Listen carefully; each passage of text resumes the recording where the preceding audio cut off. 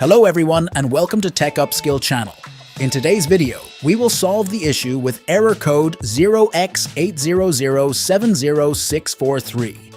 This error occurs when installing the update with the number KB5034441. Now, let's start with the steps.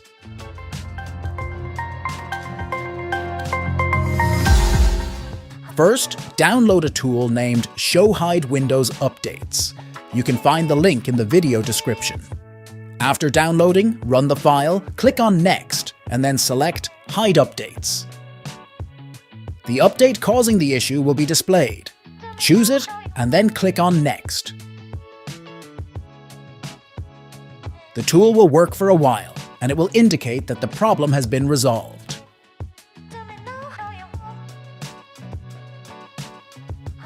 Now, if you go back to Windows Update, you should find that the issue has disappeared.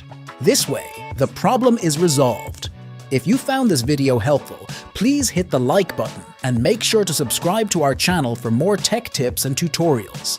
See you in the next video. Bye.